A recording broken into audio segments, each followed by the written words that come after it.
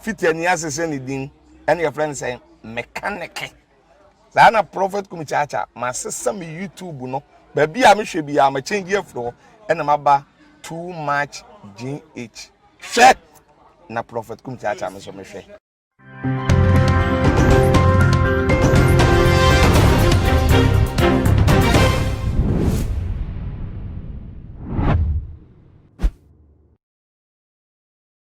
Obibia akwa bashron kone ba too much GH anything so munia ba mo so for mercy call na me de in someone trend eba be so mo etie fo yen na ni mu se afia e wo mu yi de election year ntino je say it got to a point in time and I just say campaign do na so na samre so Ghana for bebre di o ma dwen kire ebe tuja na asofo nso bebre di o ma dwen kire ebe tuja prophet Nigel Gazy just say name say eba prophecy pa ye di nim no Ghana ha ebony ni wo ne wo prophecy what they say be betuja na wo kasa fiwe aban de NDC aban na ebe call ede amano na eno so nda nchen no reverend Owusu Bempa enso de the prophecy betuja just say wono de ne friend nation prophet one waka prophecy bebra waka ababa no so de betuja say den ya MPP aban no na ebesa afa presidential seat no this 2020 election ni kase mu no tinu se koma MPP for nemo kasa etia NDC na eno wo konfo bi di na no aba betu wo konfo friend nana Musibansui just a wo hwehwe na wo be hu na Techiman Bono is raging na nensem o de betu jane se sa prophecy na Reverend Owusu Bempa de betu jano fake na Reverend Owusu Bempa no free se wo no nko na just wo hye nkom ana wo no nko na onyame ne kasa da bi entisa na se si a wo no wo pese Reverend Owusu Bempa any ni share wo TV station bi ana se radio station bi na chese wo obi a kire ne power chese amagani amagashie ka wo ne ewu amaga ho chese na wo no oma kire oma ye open prophecies my ewunia chese wo ka no kran asanete for ma me enfant to just send wo konfoi de nsem etuja I dare Reverend Isaac Owusu Bempa to meet me 1-for-1 on any TV or radio for open prophecy about who wins election 2020 before December 7th, if it will even cost us our lives. And wapa chese wono wo susi se Reverend Owusu Bempa so mushia pa na wo mu nyina ma prophecy se fa election no kra sana di day 4 days ya de kwato abai etumi esi sa da na si na wo mo life kra po na je se ebe ko na wie ye de a na che se wono no wo nsuro na ye nim se asem we de bi si wo Bible ba mri bia na Israel for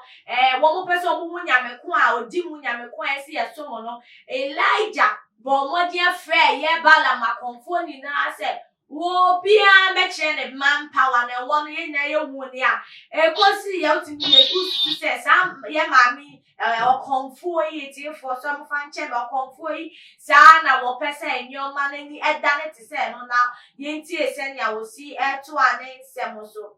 I'm ready battle him, he added. And so while speaking to the media at Techiman today, said Reverend Owusu Bempa should stop acting as if he is the only prophet that God speaks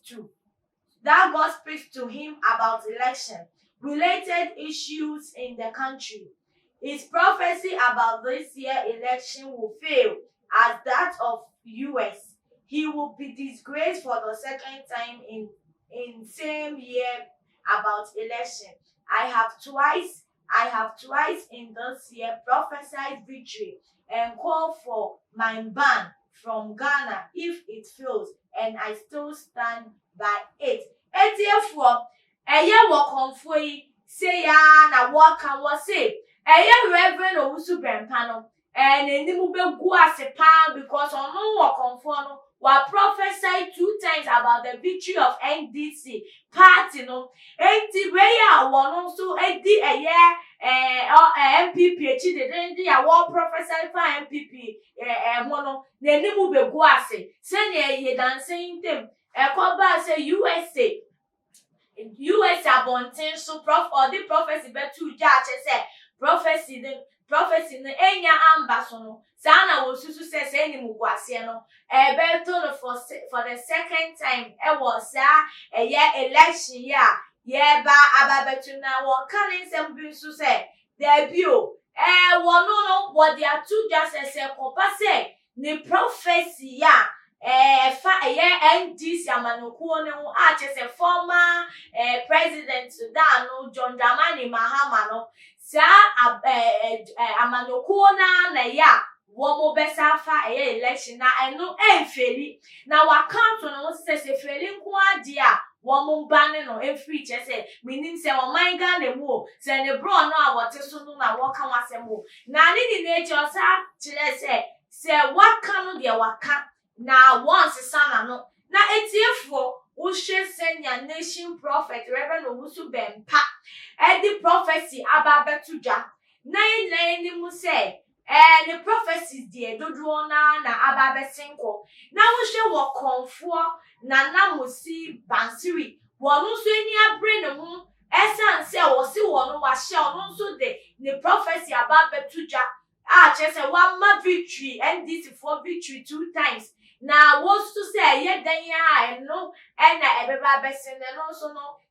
wo ne say na ni mu no wo hwe election yi so a for this na emre aso so a say na ebesi akono say na esi kire bia no agya wadwen kire e wo comment section wo e di amaya afen so won subscribe ya ba o mo dia na be subscribe say na be ya too much ye di jumedi e bia too ma so sabe to me akabi na wo to me a kire wadwen afen so na wo like share the promote channel way na etie for before me de me nsem no ebesi e wonjumako a wo so ya say Mama Juliet Ventures oba pese o kitchen wo ye kana wura wa won che dia bo mo dia for Mama Juliet number e wo ase e wo na wo be bo ma wo kitchen aye enika afi the loan master and so Emma loan within 24 hours ne yan say wo ye government worker e wo Ghana na wo affordability obe bo ama wo nya wo urgent money for wo urgent project ATF4 and then so AMC car na mdinke tamu ebe so mo aha and I'm doing with that's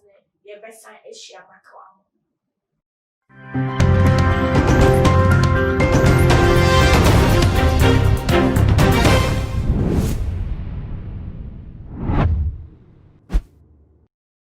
Me dey Isaiah Kodwampo obetun afem the great ampo mbrembren won me nka mo ni ehwe too much G8 mu ye too much na me so me ye amo fire